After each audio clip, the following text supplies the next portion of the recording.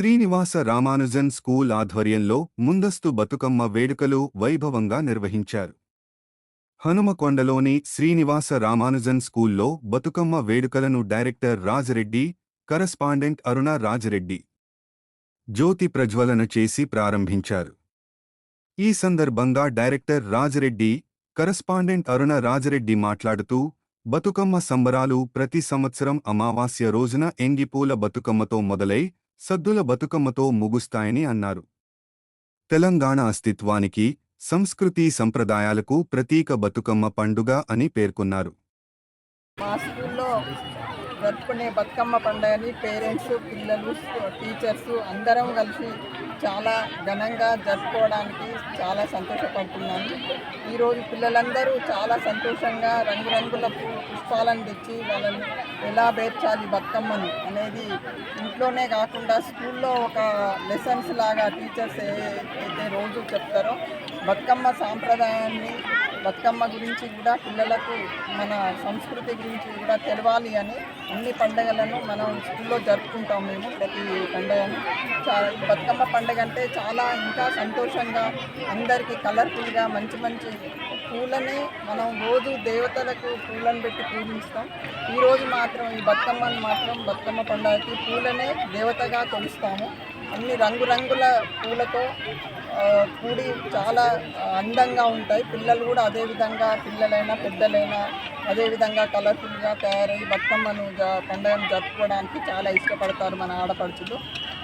ఈ బతుకమ్మ శుభాకాంక్షలతో పాటు దసరా శుభాకాంక్షలు కూడా తెలియజేస్తున్నాను. విజయదశమి అందరికీ విజయాలను ఇవ్వాలని ఈ సంవత్సరం మా స్కూల్లో కూడా మంచి పిల్లలందరూ మంచి విద్యను అభ్యసించి ముందు ఉండాలని కోరుకుంటూ విజయాలను ఇవ్వాలని విజయదశమి దసరా శుభాకాంక్షలు తెలియజేస్తున్నాను.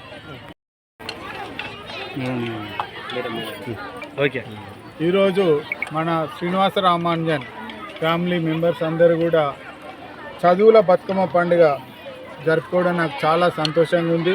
మరి ఈ పండుగకు విద్యార్థుల తల్లిదండ్రులు, టీచర్సు, ప్రెస్ మీడియా మిత్రులందరూ కూడా కలిసి జరుపుకోవడం నాకు ఆనందదాయకంగా ఉందని తెలియజేస్తూ, మరి తెలంగాణలో బతుకమ్మ పండుగ అనగానే మనందరూ గుర్తుకొచ్చేది రంగురంగుల పూల పందిరి, ఆడపడుచుల ఉత్సాహం, సాంస్కృతిక సాంప్రదాయాలు, అందాలు, అదేవిధంగా చదువుల బతుకమ్మ మన విద్యార్థులలో జీవితంలో ఒక వెలుగుల వనం కావాలని ఈ బతుకమ్మ పండుగ ద్వారా విద్య అది అనేది కేవలం పరీక్షలు రాయడానికి మాత్రమే కాదు, మనసును తీర్చిదిద్దే శక్తి, పుస్తక జ్ఞానం, విజ్ఞానం, సాంకేతిక నైపుణ్యాలు అన్నీ విద్య ద్వారానే వస్తాయి.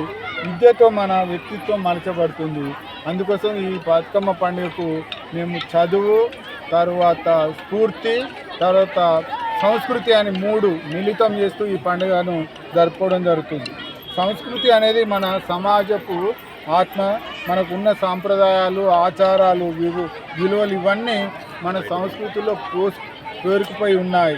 చదువుతో పాటు సంస్కృతిని మిళితం చేసుకుంటే విద్యార్థులు సమగ్రమైనటువంటి అభివృద్ధి సాధించవచ్చు. అందుకోసం పుస్తకాలతో పాటు పాటలు, నృత్యాలు, సాంగ్స్, డ్యాన్సు, తర్వాత బతుకమ్మలు పేర్చడము, ఇవన్నింటిని కూడా మిళితం చేస్తూ ఈ పండుగ నిర్వహించడం జరుగుతుంది.